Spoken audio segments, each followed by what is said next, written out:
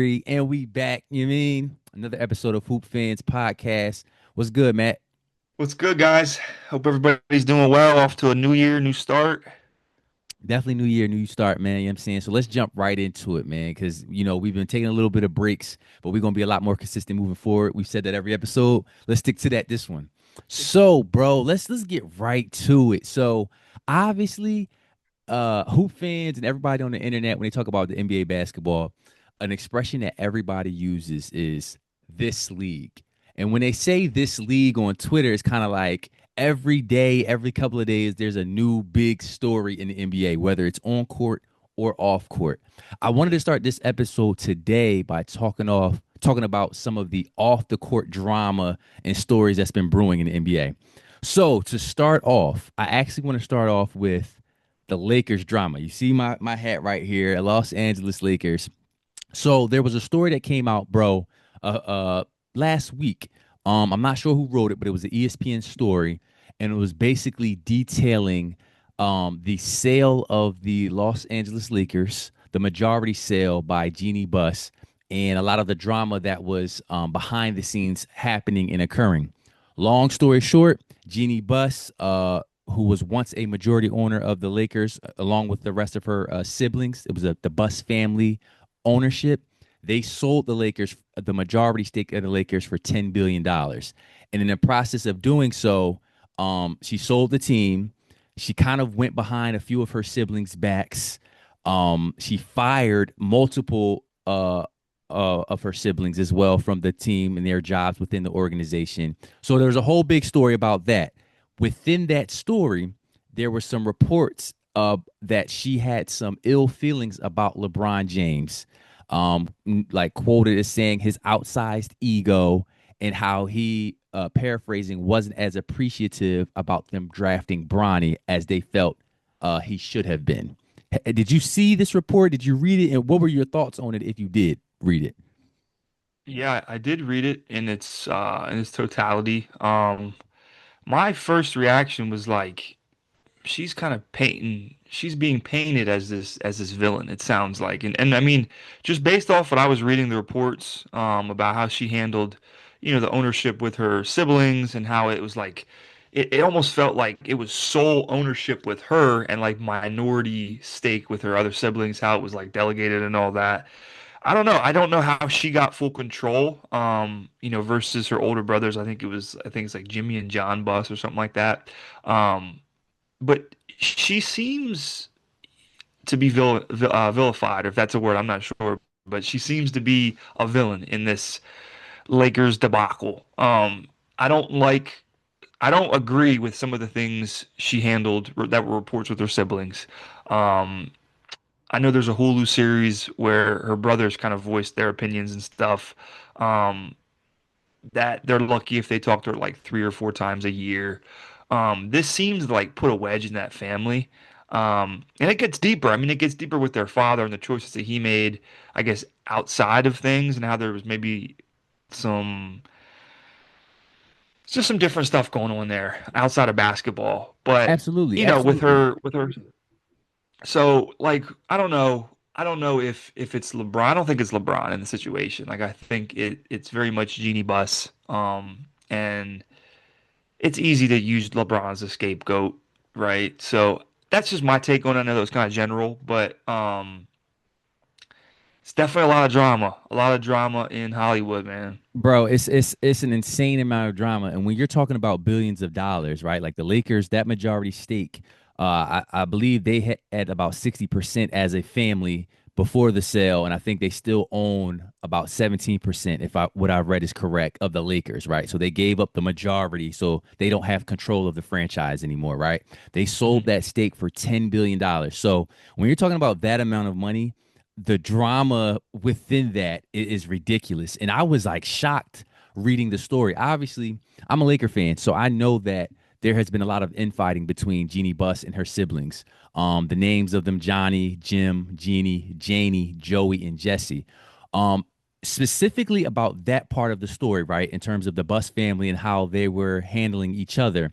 Like you said, bro, it seemed that Jeanie was able to kind of make these moves solely, and what ended up Yeah. happening was she was able to convince some of the older siblings, the ones who are much older, about the benefits of the sale. Because from what I read in that article, bro, all of those siblings, they stood to make about $500 million when the Lakers were sold. So if Jeanie comes with that idea, it was easy for her to get three of her older siblings to go through with the sale because Right. everyone's about to make a $500 million. Right. So what I thought was surprising was how she handled the two younger siblings. Um, because they were really invested in the Lakers in terms of they wanted to spend their entire lives working and controlling the organization. Like they wanted to be a part of that organization for their lives. They Hmm. felt that Dr. Jerry Buss's plan was for them to control and handle the franchise moving forward. So it was very interesting. As a hoop fan, as far as how it relates to LeBron James, the big question was LeBron James the savior of the Lakers? And as a fan of the team, since from when Kobe was playing in 04, 05, since then, right? I've been a diehard Lakers fan since that time. LeBron James absolutely saved the Lakers when he signed in 2018, bro. Like, it's no question. Don't get it twisted, bro. I enjoyed some of the young talent that they had. Brandon Ingram, Hmm. Lonzo Ball, Julius Randle. They had a lot of young talent. They drafted very well, courtesy of the two younger brothers who kind of got screwed over. Right. Um, Kyle Kuzma, who else? D'Lo at one point. Like they had a Hmm. lot of young talent, and I enjoyed watching them develop as a fan. But we weren't winning anything. We were not going to contend Yeah. for anything if we would have kept that core together and seen if they could possibly grow together. Like we would not have won a championship. When LeBron signed in 2018, he has delivered a championship in 2020. He's had some bad seasons where they didn't make the playoffs. We've Hmm. had some first round exits. We've had a Western Conference Finals. He brought Hmm. Anthony Davis basically, right? So as a fan, he absolutely saved the Yeah. franchise and injected new energy into it. Yeah. Yeah. No, that's a great point. And I think all things point to Jeanie Buss really before LeBron's entrance to LA. Like all things point to her really creating that team as a bad team. Like when Kobe's his injury when he tore his Achilles, right? They had a couple down years when they had like um Xavier Henry and like Ryan, Oh dude from yeah. Duke. You remember the terrible days, dude? Like Yes. Tarek Black and I think Pau Gasol was still in the squad, but he was. This is right before he went to Chicago. Like 2013 to like even when Kobe came back, the team was obviously still bad. And then when he retired, like those early years with like Julius Randle and D'Lo, like those teams were bad. And like Jeanie Buss, correct me if I'm wrong, but like was pulling the strings. She was orchestrating like a lot of those moves, and they just weren't doing anything. So Well, like here's the when thing. LeBron gets there, it changes the whole. Well, I'm sorry not to cut you off. You're right. When All right, LeBron good. he got there, she wasn't necessarily making those moves. To be clear, Uh-huh. she employed people. Her brother Jim Buss and Okay. the GM at the time, Jim Kupchak. They were making a lot of those moves. Just to be clear. Oh yeah, That's yeah, all. yeah. That's all. This is That's all. before Rob Pelinka, right? This is before Rob Pelinka. So Okay. when Jeanie Buss started to take a little bit of control of the franchise because things had been so bad, that's when she brought in Magic Johnson for that season. She brought in Rob Pelinka, and they ended up being the catalyst to help get LeBron James. Even though I think Okay. LeBron was coming to LA anyway, they were the ones that kind of were the catalyst to bring LeBron James, and then seasons down the line, Anthony Davis. When I she got you. started kind I of got making you. executive decisions and firing one of her siblings, Jim Buss. Okay. So, I mean, I could change that to say her executive decisions were not great in those early years. I think they missed the playoffs like 7 years out of the 11 that she took over, that she's been there, Yes. um, which is crazy. But no, LeBron is absolutely the savior. I mean, of that team, delivering a championship, like you said, in the bubble. Missed out on the playoffs, like when they got Russ, but that just didn't work, right? Um, but it's been a success. Like I would say his tenure with LA has been a success. And whether you want to say he has an ego or not, that's like neither here nor there. Yes, it might be hard to get along with him at times. Egos collide, right? Like I don't think. just because LeBron might have an ego, like I think Jeanie Buss equally has an ego. So Yeah, absolutely. I mean, listen. These are listen. We're we podcast, right? We're content creators for the NBA. We're not billionaires and high mega millionaires. Anybody with that type of money, at a certain point, I just assume yeah, they're going to develop an ego if they don't already have one. You know what I right, mean? And I think I can understand maybe her being frustrated because obviously with LeBron James, he comes with a level of control, right? He's going to right, control the narrative. He's going to put pressure on the organization to make moves that appease him as a competitor, right? Moves that he believes are going to put them in the best position to win a championship. And at a certain point, LeBron James has been wrong in his right, Lakers tenure, right? I remember as a fan, remember him or the reports that he was very happy when they traded for Russell Westbrook. And then I also watched as a fan during those seasons where he kind of soured on Russ and he was kind of putting pressure on them to trade Russ. I right. understand the frustration because it was kind of like LeBron, like trying to act like he wasn't a part of the decision to bring Russ in the first place. And that Yeah. decision is what hurt the Lakers extremely during LeBron James's Lakers tenure, right? Like that hurt the Lakers after that championship. Um, but I will say, like I said, I where I disconnect from other Lakers fans, I as Kobe Bryant was my favorite player of all time, right? But I don't like I still can enjoy LeBron in a Lakers jersey without it being a slight to Kobe Bryant's legacy, right? And I feel like some Laker fans can't do that, so they never give LeBron the credit. We have Lakers fans who say it's a bubble championship, and I'm like, if you're a Mhm. Laker fan, you should be happy we won a chip. Yeah, I think what turns people off about LeBron, especially in his later years, like Lakers LeBron really, is that a lot of it was like him going to LA was like a brand move for himself, right? And all things really do point to that. But whether that's the truth or not, I didn't particularly like what Jeanie Buss said about like them drafting Bronny. They said like he wasn't as appreciative and grateful doing that, and I don't know, like, what do you think about that? I don't think they have a Did you read that in basis. that report? I did see that. I don't think they have a. Yeah, I don't think they have a way to stand on that because that's a money move for everybody involved.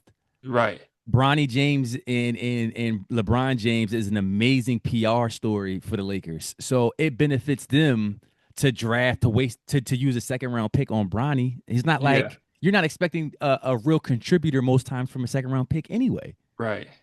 I don't know. I So just felt like it was like a leverage thing for them to say, like, oh, well, you weren't appreciative of something we did for you. Like, you should basically get on your hands and knees and thank us for this.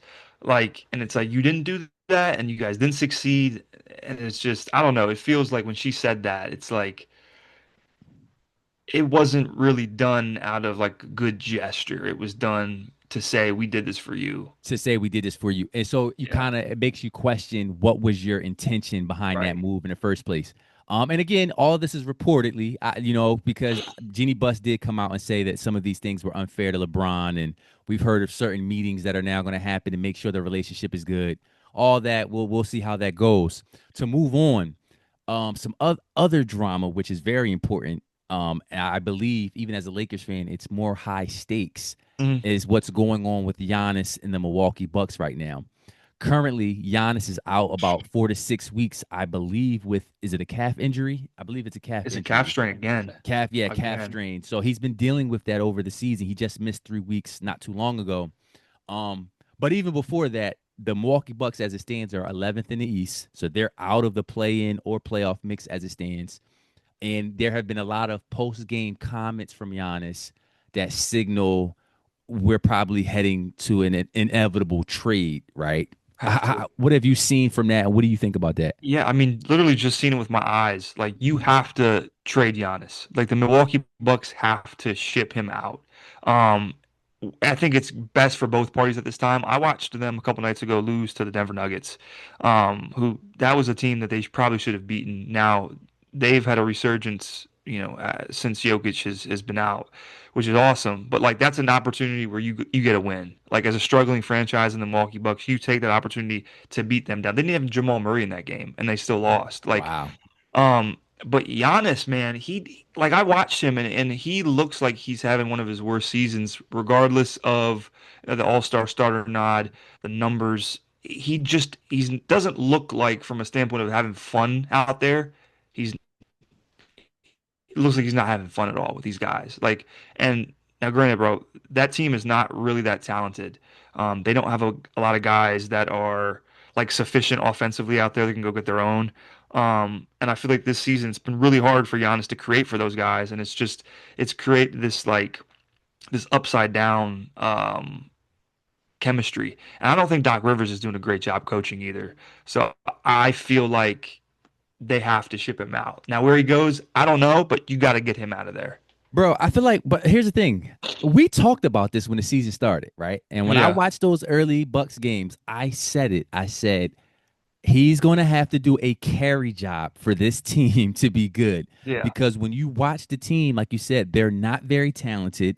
And, I watch, we watch different podcasters, like Bill Simmons and all of those guys, right? And they were much higher on the Bucks when the season started. And I was kind of surprised. I was like, okay, well, because they kept talking about Giannis surrounding him with shooters, guys like Gary Trent, Ryan Rollins can shoot a little bit. What's the I hate to say this, what's the white boy name?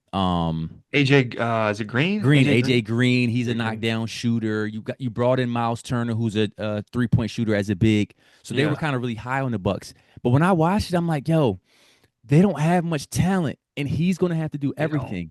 And I think it's now being brought to the mainstream as far as hoop fans and NBA fans, how ball dominant Giannis really is. Hmm. Like Hmm. he's very ball dominant and he demands a very particular style of basketball, right? To appease him. And you see some of his comments recently where he's kind of saying that guys are playing selfish, and that guys are playing too selfish. I don't Yeah. know if guys believe the young guys think it's their turn now, and maybe that's why. Like he demands a certain style of ball that runs through him, right? So I think it's just been a tough, and like you said, they have Doc Rivers as their coach who hasn't proven to be successful in a very long time. Hmm. So it's a lot going on. I agree with you, bro. I think it's time for them to move on. The reports that I'm reading that they're saying that it may be more of a off season move where they make a trade during the off season versus before this trade deadline coming up. Yeah. I mean, he just looks so disinterested out there. He looks like he's holding back.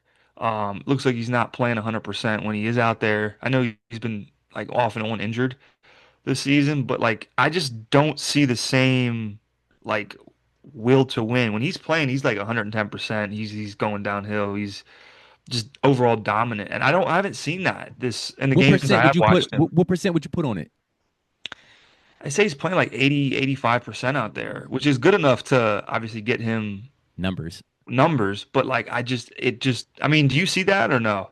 I see an attitude thing. I think Yeah. with him, but see to me it's a catch 22 because it's like he does play so hard, so it should be easy to spot when Hmm. he's not. But at the same Yeah, time, he does play so hard that 85% is still going to look like a lot of effort. You get what I'm it's saying? true. So it's kind of hard to Yeah. see. But I mean, everything that I've read as far as it seems like he's very unhappy. And you can tell he's unhappy too, bro, because normally very straightforward. I'm a Hmm. Buck for life. I'm here. I'm with this team. Right. And That's a good they point. asked him the other day, I think it was a question, don't quote me.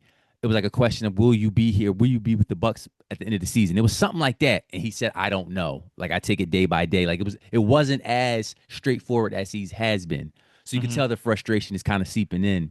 Where would you off the top of your head, do you have a team that you could see him go to? I keep hearing Miami, and like I don't know if that's I can see him there, if it's just like I've heard it so much, it's like I'm starting to visualize him going there. I've heard of a couple packages like they'll ship out like Hero, who else? Like Jaime Jaquez and like one of their bigs off the like Kelly Ware maybe Ooh, for Giannis, which that's a lot that's to a I feel like that's a lot. Um it's a lot. It's a lot. I where don't like else? the fit with him and Bam. I think we talked about this before. I'm not a Yeah. fan of him and Bam. I think they occupy, in my opinion, the same spots on the floor, and they're very Yeah. similar in terms of they're both bigs that can handle and pass. I don't like his Mhm. fit with Bam. Now defensively they'd be amazing, but offensively I don't know. I don't know if I like that so Where much. would you like to see him go? Because I have some crazy ideas out there of where I'd like to see him, and I feel like where he could fit in nicely. But Listen, where do you? we're not experts as far as like the trade machine or anything like that. Right, right. I would love to see him I don't know if it's possible, but if like he was able to get the Golden State. That'd be crazy. I think that would, especially with Jimmy being out for the season, Yeah, um they need another star for them to have any chance to yeah. compete. If he could somehow go to Golden State with Steph Curry, I think then that would be talking. You know what I mean? That would be something I would want to Mhm. see. I could see that. I forgot about Golden State offering something for him. I don't know what they could Kuminga send. Kaminga, yeah. and some like a lot. It would be a lot. It would probably be a lot. Kuminga, I Pods think Jimmy probably. Butler's on a expiring contract. If you, I don't know how it works, how it will work with that. But in terms of just who he should go to, I could see him in Golden State. Um, that's about it on what I could think about. The teams I could think. How about the Uh, Clippers? What if we went to Clippers? I would love that. Cause I ain't gonna lie, That'd be nice. I want the Clippers to compete, so I would love that. If that was, I don't think they have anything to give the Bucks though. They have like literally nothing Would to give the you Bucks. would you ship out Harden to pair Kawhi with Giannis? Or is that I think that would you I think the Clippers do that in a heartbeat, but I don't think the Bucks they wouldn't do that. What are they going to do without aging James Harden? send John Collins and James Harden to Milwaukee, man, and a Hell pick? no. The Bucks if Bucks do that, that's terrible. But I would love to see it because that give my boy a deep playoff run. But let's talk about it because they in our next section. The state of the league, hottest storylines on court though, right? So we've talked about all the off court drama stuff. They recently released the NBA All Star starters, right, bro? For the Yep. Eastern Conference, we have Jalen Brunson from the Knicks, Cade Cunningham from the Pistons, Jalen Brown Celtics, Giannis Hmm. from the Bucks, and Tyrese Maxey from the Sixers, right? For the Western Conference, we have Luka Doncic from my Lakers, Shea obviously from OKC, Steph from Golden State, Victor Wembanyama from the Spurs, and Nikola Jokic, your boy from Denver. Um, how do you feel about these lineups right now? Before you go, remember this is a new year where Hmm. it's positionless. Right, right. It's positionless, and it was some. Oh yeah, and they're doing a different format as far as the Europeans, the Which world versus the USA. confuses the hell out of me, Super but confusing. But so it's a little bit different. But how do you feel about the starters this year? I think I agree 100% with the East. And maybe that's just because there's not a whole lot to go off of, but I love the Jalen Brown starting. I think that that's like a no-brainer. Um, I don't agree with Wemby and Steph being starters. I get it. I understand why they are starters. I feel like with Wemby's injuries and with his minute restrictions and with some of the games, like 5, 6, 7 games where he didn't start, where he was coming in, putting up numbers, but he just wasn't starting. I think you got to play that like that has to be a factor in this. Maybe not. But Steph, I just don't think is a starter. And I saw that who I think Anthony Edwards should have started. Anthony Edwards got the players' vote and the coaches, I think the media vote to be a starter, but he lost to Steph in the fan vote, which shows a lot. Um, That makes and I sense. get it makes sense, but I just would love to see Ant start. And since it's positionless, that I think that maybe you could have threw Ant in where Victor's at, but then you wouldn't have like a forward per se. You'd have like four guards in the center and Jokic. Um, but everybody I agree with in terms of like Luca, Shea, Of course. obviously.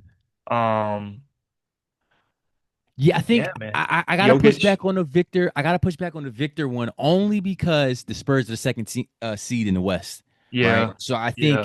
it's kind of asinine for them to not have representation in the starters with a team that good, right? Right. And obviously, if it's going to go to anyone from the Spurs, it's going to go to Victor, right? I'm actually pulling up his stats right now, averaging 24.2, 11 rebounds, 2 assists, and probably close to 3 blocks. I don't see it, but I'm sure he's averaging, yeah, 2.7 blocks a game. So I think with the Spurs being the second seed in the West, I understand your point about the minutes restriction. He was coming off the bench for a little bit, but for Yeah. him to have played as many games as he's played so far, Spurs being the second team seed in the West, I think Yeah. he has to get a spot, right?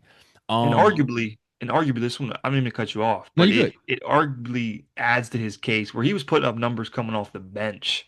Yeah, right. So So, and that exactly. So his numbers are probably not where they could be because he was right, on a minutes restriction and coming off the bench. So right. that's a great point as well, right? So I think Victor, but I'm not mad at your Steph Curry point, right? A lot of the hoopla that comes out when these lineups come out, right? They were really pointing to Steph and saying that Anthony Edwards was more deserving, right? And I'm not mad at that. As it stands right now, this recording, the Timberwolves, they're the seventh seed in the West, one spot above the Warriors, right?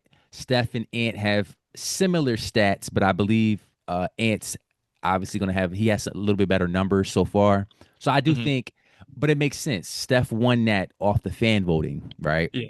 And Steph's still at the point in his career where, and we'll talk about this with LeBron, Steph's, even though it's later in his career, it's no way he's losing the fan vote, right? It's Steph Curry, right? Yeah. So I'm not mad at that. I do think Ant, somebody that I do believe though, bro, had a strong case. Kevin Durant. Yeah, yeah. Kevin Durant. Listen, the Rockets are fourth in the West, right? So if it's positionless with the Rockets fourth in the West, I think he has more of a case than Steph and Ant, in my opinion. You know what Really? I? Okay. Yeah. I mean, no, based off of what you just said, he does. I mean, was I he averaging mean, what, 26? I 26, mean, 7 and 3, 4? look, he's averaging 20, like, yeah, 26, 5 and 4, 51% shooting from the field. Um, he's Yeah. led them. He's on a new team, right? And he's still doing what he normally does. Fourth in the West. I think he's more deserving just based on the standings, right? Hmm. And I think he's had a big role because they lost Fred Van Vliet, right? So this is Kevin Durant who's kind of playing without a point guard and still leading them to, a certain level of success. So I think he's very deserving, actually. And but it speaks to the fact that I got to see how the fans voted KD because it's like, how didn't he get it? You know what I mean? Yeah, that's interesting. I mean, if the fan vote outweighs so much of the just the voting as it is, it just makes you question like maybe the order of things we do differently. But I mean, it's a fans league, man. So like they're gonna give that power to us, so to speak, which I like in a way. I just, you know, deserving or not. Like it's like saying, I mean, back in the day, bro, I remember like Allen Iverson before he retired, he got like a large majority fan vote and like he wasn't voted in, but like nowadays I feel like it's different where now granted now Steph's still balling his ass off, so it's a little bit like you can't make that argument where he didn't deserve it, but at the same time, like guys like Kevin Durant maybe do have a higher degree of like what's the word? Like deserving. They were more deserving in a way. So Absolutely, absolutely. I mean, the fan voting is going to be one thing. I haven't actually seen the breakdown for the yeah. players, so I don't know exactly what may have contributed to Kevin Durant not making it. But um, to bring up some stats, right? Because we were talking about Anthony Edwards taking Steph's spot this year. Anthony Edwards is 29.7 points per game to Steph Damn. Curry's 27.3. He's averaging two more rebounds, 5 to 3. A little bit more in the steals, but not really. He's shooting a higher field goal percentage. 41% 3-point percentage for Anthony Edwards, 42 for Steph. So it's not a big difference there. Um, True shooting is not a big difference either, 62% to 63%. So Okay. it's very close between them. So it's like, as far as deserving, he has slightly better numbers and he's higher in the standings. Anthony Edwards should have got that guard spot from Steph, right?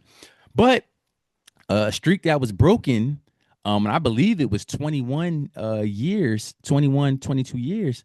LeBron James, not an NBA All-Star starter. How did that make you feel, bro, as an older hoop fan like me?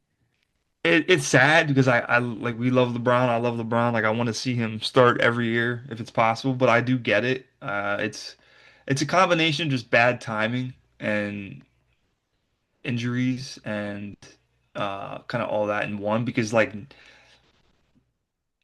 I don't know if now if he's playing like a starter, but he's playing a lot better where I feel like if he out the jump, like out of the gate, played like this, then he'd have a huge argument to be a starter.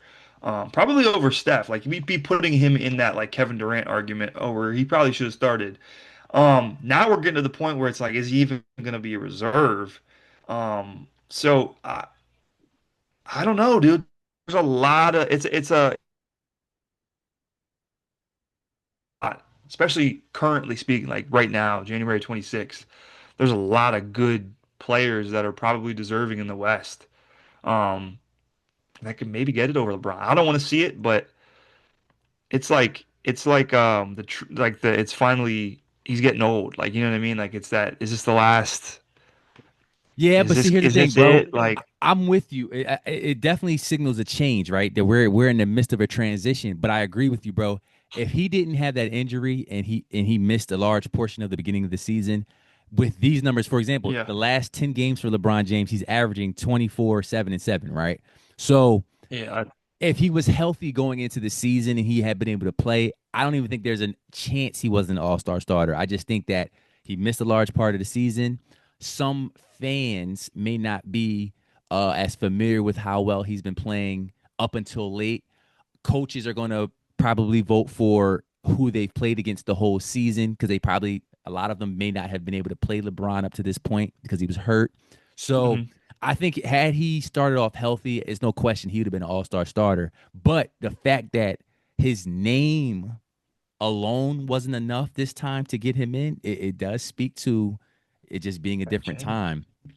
Who do Um you have? Who do you have as your West and East reserves? Like uh just off, you don't got a name like off top, any notable guys that you're like he has to be a reserve. If he's not gonna be a starter, yeah, he's got to be a reserve. Like and Edwards is mine. obviously Yeah. Ant. Let me see. I gotta look at the standings. I would say obviously Ant. Who else would you say in the West? I think Kawhi has to be. I I think saw an Kawhi. interesting stat where the last 23 games he's averaging like 29.8, 50, 40, 90. And He's I been was like, hooping. this dude is insane. I think Kevin Durant obviously has to be a reserve. Kevin Durant, obviously, Um, obviously. I think after that, it's like, well, I think Jamal Murray like is this year he is literally like the definition of an all-star reserve. Absolutely. Like Absolutely. I think you have if he's not an all-star this year, it's like he'll probably never be an all-star. But he's got to be like that's actually my number one. He has to be a reserve this year is Jamal Murray. Jamal Murray. Jamal Murray. I like that. So yeah, bro. So those are the all-star starters. We talked a lot about the Western Conference because that's where we had our as far as we saw someone else who could be a replacement, right? We pretty much agreed with the Eastern Conference All Stars. I'm with you on that. I believe they got them right. Right, Jalen Brunson for the Knicks.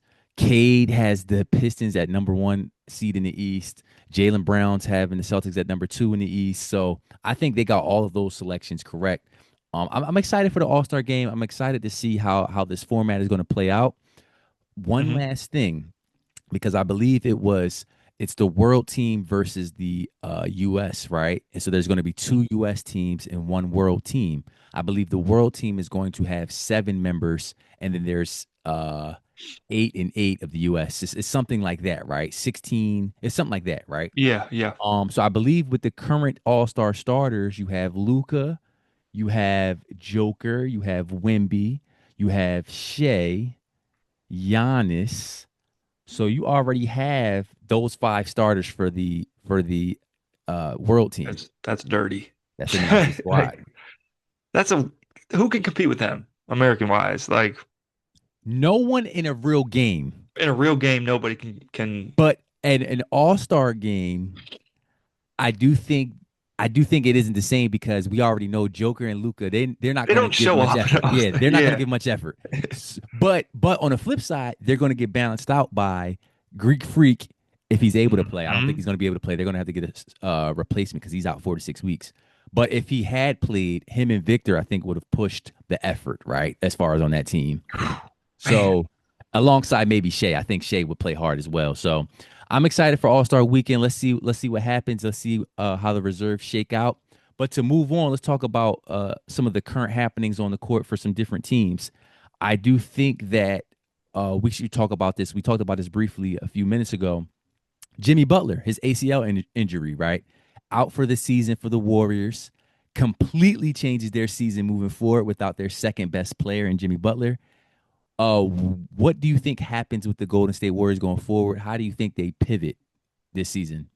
I honestly don't know how they pivot. I don't have like I can't predict what their next move is because they've been so like I don't know, bro. Their communication with like Kaminga and getting rid of him as potential move to land some other guys. Like their stuff has not panned out, and it's just sad because um on paper they're a 8, 7, 8 seed, I think. Definitely a play-in squad, but now it's like with the loss of Jimmy Butler, what's his contract looking like? Because this that means something for what I'm about to say. I believe he Is had he one more year. one more year? I believe so. I'm about to look it up right now. What is Jimmy Butler's Well, he's a guy, just while contract? you're looking this up, he's a guy that's obviously not young. He's not a spring chicken. So like an ACL injury for him poses a threat. How is he going to be when he comes back? Like for anybody that's like a potential career sidewinder. But for somebody who is that old, it's like it could be over. I think that he's going to be able to come back and be a serviceable swingman. Um, I don't know if he's gonna. Well, he's not. He's not gonna tip the scale for Golden State next year when he returns or when he comes back. Um, which I don't know, man. I just think that they're in a place where they gotta really, really consider a big move, whether that is landing Giannis, shipping out Kaminga. Um, he's injured now, I believe. Yes. He's got was it an ankle injury or Yes, he has an ankle injury. He's out indefinitely, and I believe they're saying he's out indefinitely because of the trade deadline coming up. So it's very likely, it's very possible he won't be on the team. That he may yeah. have played his last game as a Golden State Warrior because they may trade him during his trade deadline. I agree with you, bro.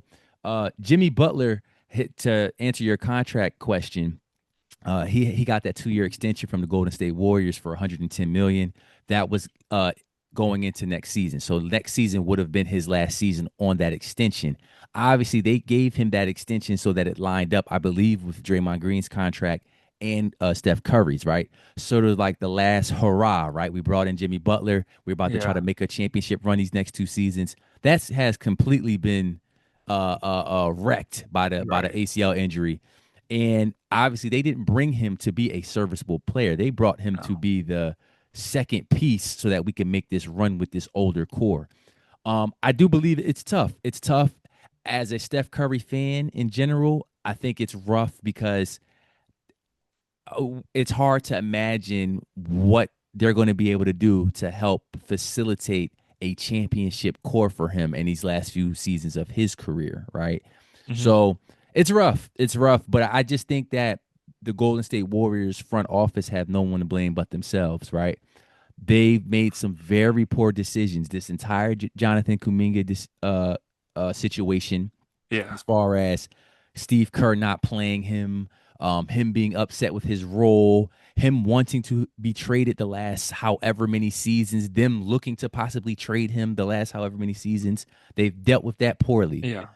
The draft selections that they made when the pandemic hit, I will always say Yeah. this: that number 2 pick for James Wiseman instead of someone like I believe LaMelo Ball, it hurt their franchise considerably because that Yeah. was where you would have got the next star. He would have been, if you would have hit on that pick, he would have been a star around this season. You know what I Yeah. mean? Yeah, no, 100%. I was just literally about to say something along those lines, what you just said. Like, they have no assets. So it makes it so hard for them to gain and attract talent. Because, like, you look at their roster, bro, like, Pajemski, Moses Moody, Quentin Post, Trace Jackson Davis, Guy Santos, the dude from Brazil. Like they don't have anybody who jumps out from the paper and be like, yeah, I need him. Like if you could put him in a trade deal, like he's a game changer. Like they literally have guys that I feel like it's just plug and play, and it's just like They're solid, they're and they're going to solid. look That's better it. next to Draymond and Steph Curry, Yeah, right? that's literally it. And it's very dark. I feel like for their franchise because I don't know. I don't even know how you. What are they? What are they right now? 11, you said?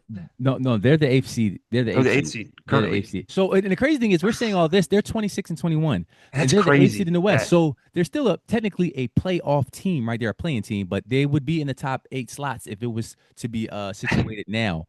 But Oh. I think what most fans are saying is that there is really no hope for them to contend. And when you're looking at someone like Steph Curry, that's the expectation, right? Right. You're looking to contend when you have a superstar, even in his later career as he is. So it's tough, bro. It's tough. I don't know where they go from here. I think it's a tough luck as far as the ACL injury for Jimmy Butler. I'm a fan of him as a player, and I hope he is able to shake back and still play a few more seasons at a decent Hmm. level, but that remains to be seen. Let's move on to the Los Angeles Clippers, bro, who started off the season 6-21, bro. They have been on a resurgence, bro. It's truly been unbelievable how much success they've had in the past 15 games. Hmm. If I'm not mistaken, I believe they're 13-2 in the last 15 games. You're right. Yeah, What have you seen from them that has helped them turn it around? I mean, let me just put it this way really quickly. If the playoffs were to start today and you just inserted the Clippers against somebody, I feel like they're gonna catch a team slipping and they could win a series. Like that's how much ground they've covered since the beginning of the season till now. And they were pretty much like bottom of the barrel team in the beginning of the season, and they're working their way up. I think right now they're almost a playing team. I think it's only going to be from here and up. I really think that honestly, it's just been Kawhi Leonard. It's been Kawhi Leonard carrying this team. It's been a mix of James Harden kind of cutting back the scoring, doing a lot more facilitating. Hitting shots when he's there, but he's not like forcing an offensive game, and he's letting Kawhi Leonard literally just command the offensive end. He's averaging 30 a game, like I said, 50, 40, 90 early on. I think John Collins has been really good as a starting John forward. Collins has picked it up. Yeah. Yes, yes, I yes. think Zubac, like he's having a good season.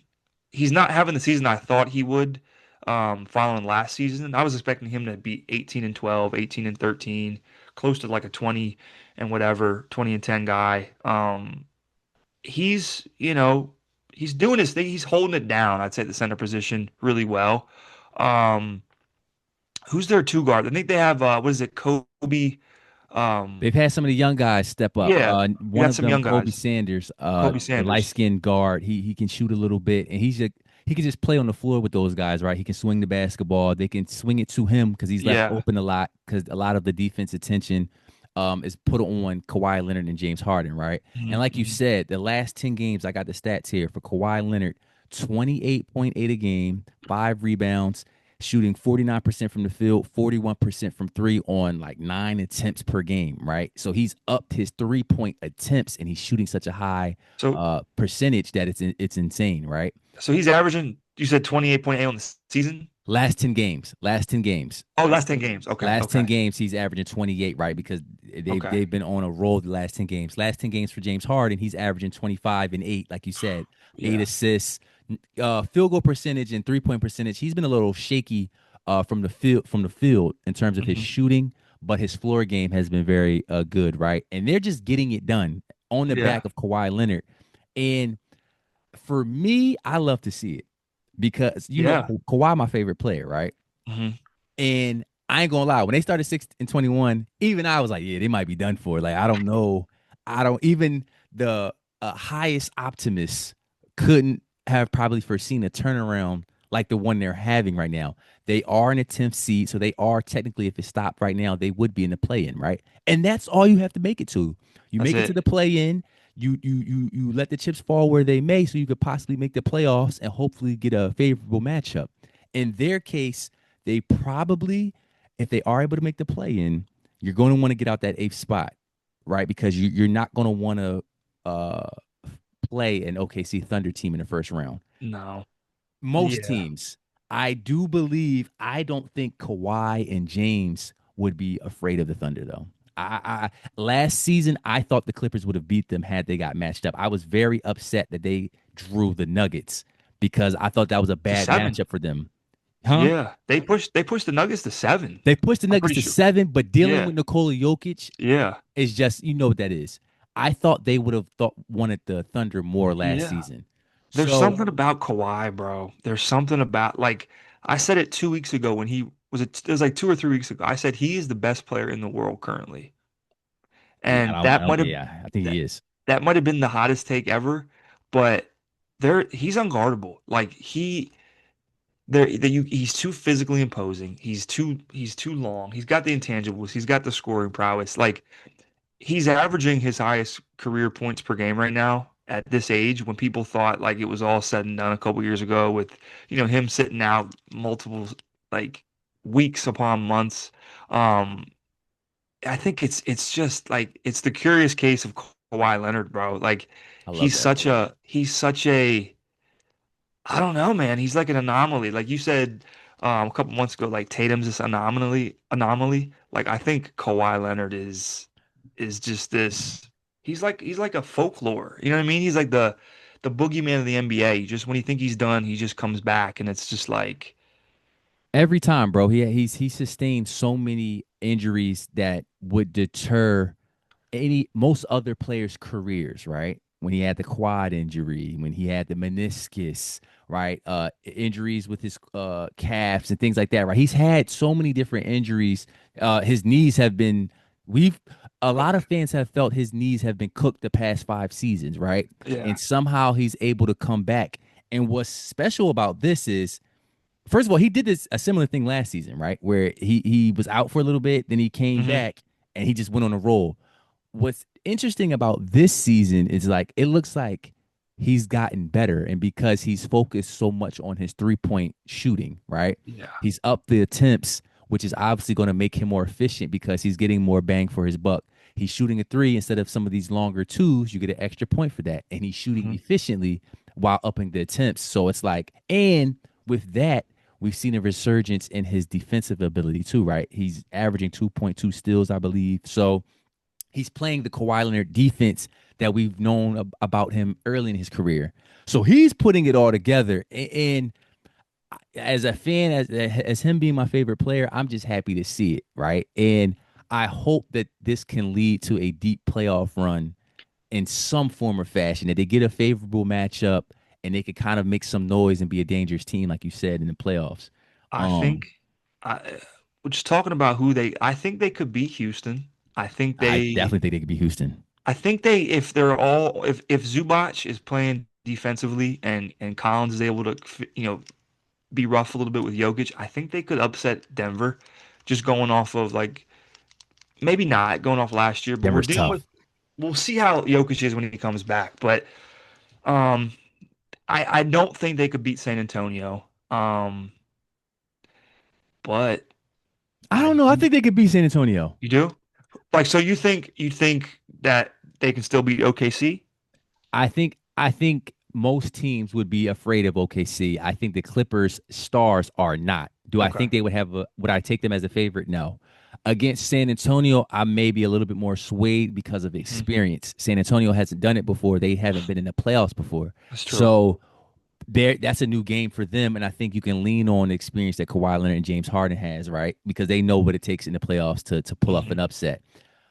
I think right now, obviously, this season is going to be continuing to win as many games as possible to get your seed as high as possible so you can avoid in Oklahoma City, right? Right. But more than likely they'll probably I think they have a chance to escape the play in terms of getting a top 6 seed, but they would have to continue this level of dominance, and it Yeah. looks like they're going to continue to do so, right? We'll see. It's very special, but this is a very special Kawhi Leonard season. Like I think even his staunchest haters, they got to give it up. Like yo, he's You hooping. have to. You You have have to. to. You have to. So that's a good story, right? To move on, we can talk about this. Joel Embiid, another player who, despite the odds, right, his injury history with his knees and all of the injuries that he has sustained over the last few seasons that look like they may have cooked him, Hmm. he has picked it up in January as well. Have you seen a few of the Sixers games and how he's been I hooping? have. I have. I've caught a lot of the, well, not a lot, but I've caught a couple of them, and I've also seen those box scores, and he's definitely getting into, I think, a better groove and just overall better shape because he's out there more. Um, but stuff is falling, and I don't think he's relying too much on the three-point shot. That was my biggest gripe with him. I think he's really just kind of getting in from the foul line, elbow area down to the post. And I think he's always going to draw fouls. He's just that imposing where you got to foul him. So he does spend a lot of time at the free throw line, but I think he's just really figuring out like, hey, as I get older, my buckets are going to be easier down in closer range, high percentage shots, and I'm seeing that a lot from him. So Obviously let me let Maxi's me doing let me his speak thing. on that though, bro. I agree with you, and I think he was relying on that. But these last couple of games, let me read you his scoring. January 16th against Cleveland, Hmm. 33. Hmm.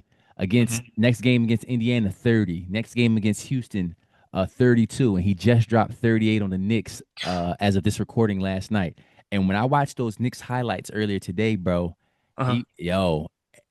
big He's torching guard, him. big, Big big, big, guard. big, big guard, right? Where it's like, okay, he's getting some of his athleticism back and his confidence, right? When he catches the ball in the perimeter and now he's making a 1-2 dribble move and he's to the basket, right?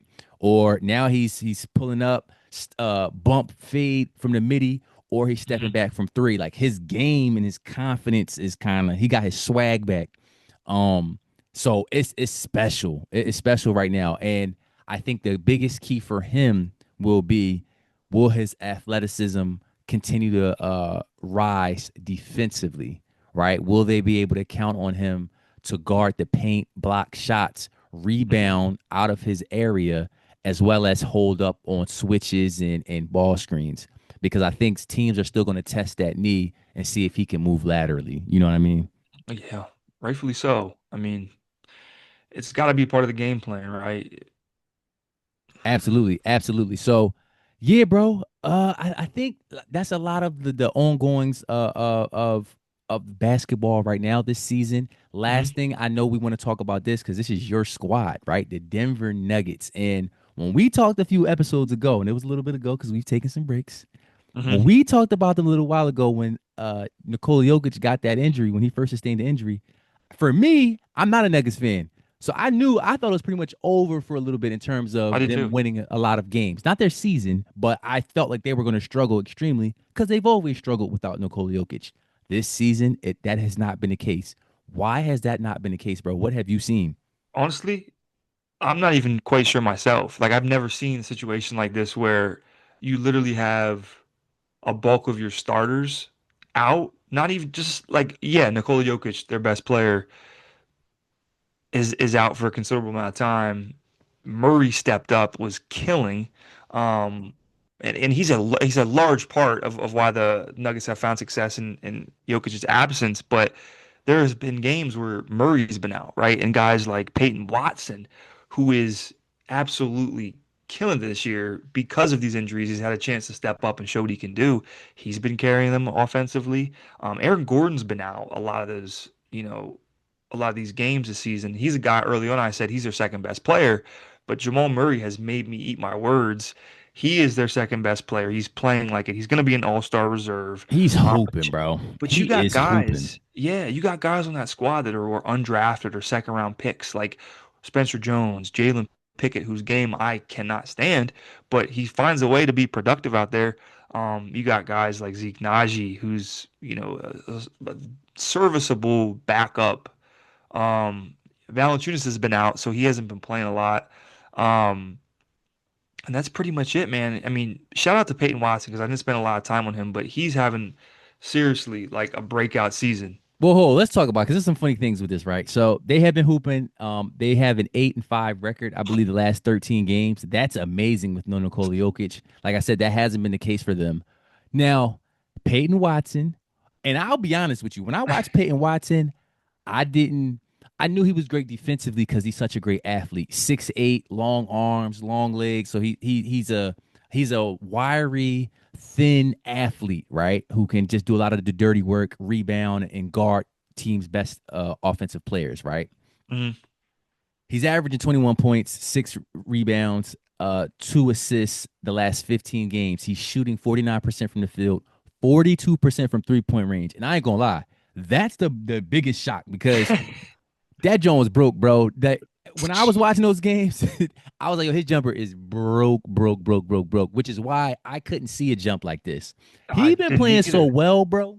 He been playing so well. I was on Twitter and it was nasty. This was a nasty tweet. It was highlights of him hooping, Uh-huh. and they quoted it and said 1999 Kobe. No, no, no, no. Don't make that face, bro. No, no, no. No, no, I, no, no, no, no, no, no, no. There's nothing I to think was about right there. That's too far. But he is hooping. Like you gotta give him credit. I think 1999 Kobe. the only thing, no, I mean that's extremely far-fetched. I see what they mean by like no, I don't I trust like actually I don't trust it. What am I trying to say here? Like I get what they're trying to say, but it's very off. Um Clearly. their games are they're not even similar in any No, no, way. look. Well. Let's be clear. Now, let me shoot some bail, right? Even though I'm killing him, let me shoot some bail. He is handling the ball a lot more, right? He is. His offensive creation. He's handling the ball. He's knocking down a three. But let's be honest. That was a stretch, and the person who tweeted that, I think he was a big time Nuggets fan. I think he was doing it. He was like, baiting Right. for Got a little engagement. excited. He's Yeah. engaging. He's trying to get engagement on Twitter. So, but let's be clear. The only thing similar is that there are two black men with afros. Outside of that, bro, he's not 1999 Kobe, but At he's playing all. very well though. His offense has just ticked up in this stretch without Nikola Jokic, and I believe that's going to pay dividends down the line when they get him back Uh-huh. because now you got all of these role players, some of the people that you named, who have a much higher confidence and they know that they can take on a larger role, but Mhm. now they don't have to when Joker comes back, right? But you can still play with the same confidence with your big dog. I think that's going to help the Oh yeah, Nuggets move forward. 100%. I gotta say this. I think as fans, we get a little excited when we see a guy break out. Yeah. Um, Yes. Yes. and we said like we just kind of throw out these. I did it myself last or 2 years ago when Mikal Bridges was going. What you I call was him? very wrong. I said this is gonna be a situation where with T-Mac when he left Oh my goodness, when he left yo, Toronto that's I said this is nasty. I was very off. So like, I'm like a poster child for that sometimes. Um, but I will say sometimes there are guys where like we grossly sleep on them and they do become like this breakout star. But if anything, I would say he's a very poor man's like KD, like a smaller poor man's KD. Yeah, like Poor man's destitute, KD. destitute Like KD. Poor. I don't know. Come on, man. Like he's having a great stretch of games. So you never want homeless to. KD. Yeah, but no, Peyton Watson, great. He's having a great season so far, right? But no, I don't like it. But you're right. As fans, people do we jump, right? And We do. obviously you want to make extreme takes because that drives the conversation. So I know he didn't mean 1999 Kobe. He couldn't have been. He couldn't have meant that. But Peyton Watson been hooping. Also, I want to piggyback off your Jamal Murray point. I'm very excited for him to potentially get his first All Star Me selection, too. right? So we never have to hear the Jamal Murray's never been an All Star. Like we never have to hear that again, right? Because he's deserved it this year. He's been playing really great ball, 28 points or so a game these last 15 games. So shout out to the Nuggets, bro. They're playing well. To finish this section up, um, I feel like we gotta just uh two sections, right? My Lakers. I just want to say this is an observation I make. The Lakers are about to play after this recording with us, right? I'm gonna go check them out. Luca is one of the easiest scorers I've ever seen in NBA history, and he's probably not probably he is the easiest scorer in the NBA today. And what I mean by that is it's the easiest 30 in the NBA. At one point, maybe yeah, it's gonna be about 10 years ago, 8 to 10 years ago. I always used to say Kevin Durant is the easiest 30 in the NBA, right? He can jump, he can just wake up and get 30, right? And it's Hmm. very easy, no effort really involved to do that. Luka Doncic is at that point where he can just score at will, bro. Like it's impressive. He's averaging 20 points a game in the first half. He's averaging Mm. 20.1 points per game in the first half. So he just wakes up and he's going to get 20 in the first half. And then we'll see where he ends up in the 30 to 35, 36 point range every single night. I just wanted to say that because when I watch him play, it's just like, bro, he's not the greatest athlete, but he's not bothered at all by any defenders, like at all. Yeah, He's no, going to score the ball. he's an impressive, just an impressive player. You might get some clapback from SGA fans when you say like the easiest 30, but we're ready for that. No, you're right. No, you're right. I thought about that. What do you think? But What do you think? I think that I like the way Lucas scores better than SGA. That's just my personal pick. I like his game more than SGA. Um, I don't know. I think it's more impressive for a guy like Luca to go out and average 33, 34 a night, like you said, with like less of maybe more of like a. I mean, can you really say he's not as physically impressive though as some of those other guys? Because he's 6'7", 240. He's not as quick, but his body control and his ability to use fakes and pivots and I think is He's just a as walking incredible. mismatch. He's not the greatest Yeah. athlete, but like you say, No. at his position, he's the biggest mismatch. He's 6'7", 240, 250. So literally no other point guard can Yeah. guard him, right? I feel like he makes it look easier on a nightly basis, Then scoring Shea. the volume he does than Shea. Um, because there are nights where Luka's not getting the calls. There are nights like where I've watched where he's not getting the amount of calls as SGA, and that's just like what I see. And he goes out there and hits like long bombs, and Yes. he's going downhill at like it looks like he's like a slower LeBron at times, getting downhill and just rattling off like these rallies of a lot of points. And I just think it's more impressive to watch. So I do think that um, he's a more impressive 30 piece a night. Yeah, in the last probably 10 years, like you said, I would say seems like easiest in terms of easiest. it's just easy for him. Shea is very close. I think it's a debate. It is a debate. Yeah, It's definitely a debate. I don't feel like it's as easy for Shea though because of the 3 point shooting. He has improved right. this season, but I do think that if teams are able to force him into contested 3 pointers, that's where it gets tricky for Shea. Now, it's obviously a lot easier said than done because it seems like Shea gets to the basket at will. But for the teams that are able to throw some length at him, someone that can stay in front of him, when he has to shoot those 3 pointers, it can get a little tricky. He's still going to get his 30, just not as easy as Luca, right? Hmm. So I just wanted to say that, right? So I think that kind of wraps up our current talks in terms of on court state of the league for the NBA. I wanted to talk about, we could finish the episode with this. Derrick Rose, right? There was, I know you've seen a lot of the clips and everything. I actually watched the whole ceremony today before our recording. Derrick Rose has his jersey retired. He got his jersey retired the other day in the United Center for the Chicago Bulls, Hmm. right? Beautiful ceremony, right? Very emotional. Had a lot of his former teammates, Joakim Noah, Hmm. Taj Gibson, Rip Hamilton was there. Who else? Luau Ding.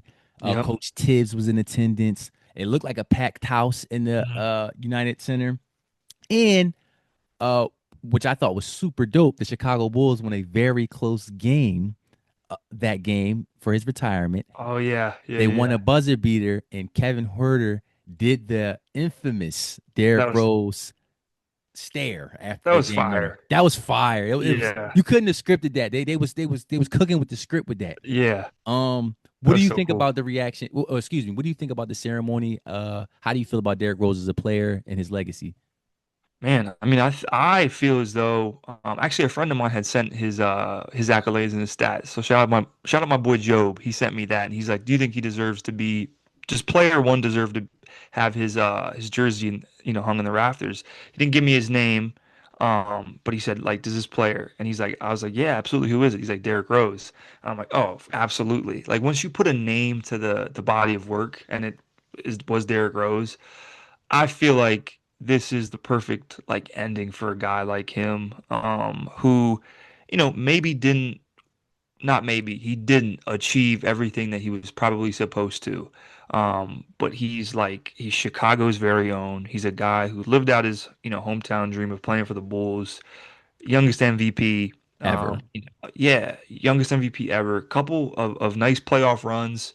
Number one seed in the East with Miami LeBron, the older Celtics and those Knicks teams, against a pretty good East back in the day. He did in a small sample size, in a couple years, he had one of the more impressive runs that I have seen. We were younger, but he was electrifying, and we saw that. We saw the gravity that he had on the court.